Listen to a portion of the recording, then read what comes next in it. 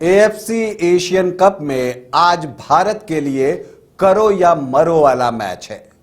मतलब सीरिया के खिलाफ भारत को जीत से कम कुछ भी मंजूर नहीं होगा, क्योंकि अगर आप सीरिया से हारते हैं तो इसका मतलब यह होगा कि एएफसी एशियन कप में आपका सफर थम जाएगा।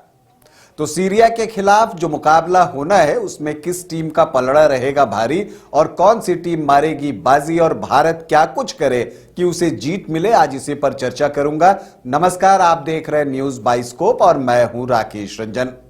आज एएफसी एशियन कप में भारत का मुकाबला सीरिया से है और आपको बता दूं कि यह अच्छी बात है कि सीरिया के खिलाफ जो भारत का रिकॉर्ड है वो अच्छा है। यह अलग बात है कि अगर हम रैंकिंग की बात करें तो जो सीरिया की रैंकिंग है वो भारत से बेहतर है। सीरिया की रैंकिंग जो है वो 91 है, जबकि भारत की रैंकिंग 102 है।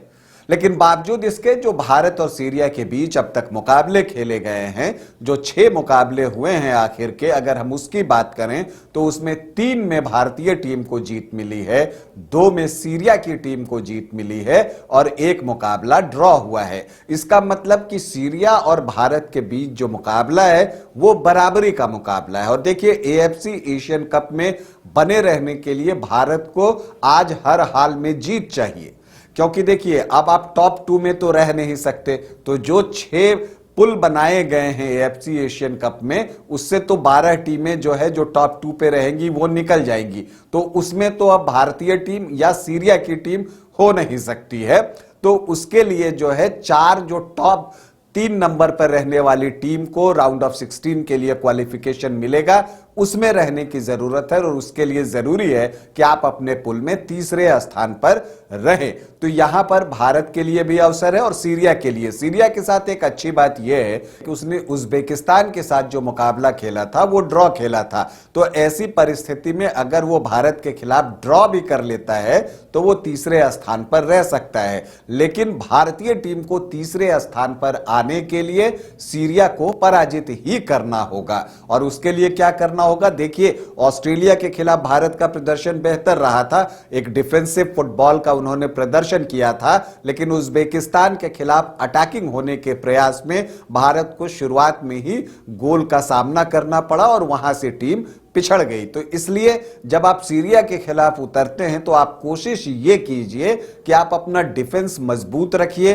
पहले आप दूसरी टीम की शक्ति को पहचानिए, आकलन कीजिए और तब जाकर अटैक कीजिए। तो जो शुरुआती लम्हे हैं 15-20 मिनटों का, उसमें भारत को जो है अपने डिफेंस पर ध्यान देने की जरूरत है। और इसलिए मुझे लगता है कि संदेश झिंगन, राहुल भिखे, निखिल पुजारी और सुभाशिष के साथ आप शुरू में जा सकते हैं। बाद में जब आपका अटैक बनने लगता है तब आप सुभाशिष की जगह पर आकाश मिश्रा को लेकर आ सकते हैं। इसके बाद अगर हम बात करें तो आपको यह भी कहता हूं कि ब्रैंडन फर्नांडिस को शुरुआत से ही अपनी टीम में रखिए, जो पहला प्लेइंग 11 है आपका, ताकि वो फॉरवर्ड के साथ कोऑर्डिनेट कर सके, फॉरवर्ड पासेस बना सके और वहां पर जो अपॉर्चुनिटी मिले उसे फॉरवर्ड को कैश करने की जरूरत है। इसके अलावा राहुल केपी भी जो है फर्स्ट प्लेइंग 11 का हिस्सा होने चाहिए मानवीर सिंह की जगह। मानवीर का फॉर्म जो है वो बहुत अच्छा नहीं चल रहा है, तो इसलिए राहुल केपी को ही फर्स्ट प्लेइंग 11 में डालिए और उन्हें राइट विंगर के तौर पर इस्तेमाल कीजिए। देखिए, उज्बेकिस्तान के साथ मैच में जो भारत को नुकसान झेलना पड़ा वो ये झेलना पड़ा कि छांगटे फिट नहीं थे और वो नहीं खेले।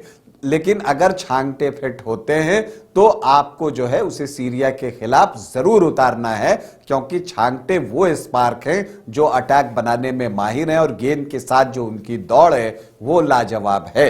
इसके अलावा सुनील छेत्री पर बड़ी जिम्मेदारी है कि जो अपॉर्चुनिटी आपको मिलती है आप उसे गोल में कन्वर्ट कीजिए। और सुनील छेत्री इसी के लिए जाने जाते हैं कि उन्हें जो अवसर मिलता है वो गेंद को गोल में डालते हैं और यही प्रयास करने की जरूरत है। तो देखिए, ये काम आसान नहीं है आज का मैच जीतना, लेकिन भारतीय टीम में वो पोटेंशियल है कि वो सीरिया को पराजित कर सकती है, क्योंकि ऐसा उसने पास्ट में किया है और यही वजह है कि रिकॉर्ड जो है वो भारत के पक्ष में है। भारत की फुटबॉल टीम को हमारी ढेरों शुभकामनाएं। अभी आपसे अनुमति चाहूंगा, इजाजत दें, नमस्कार।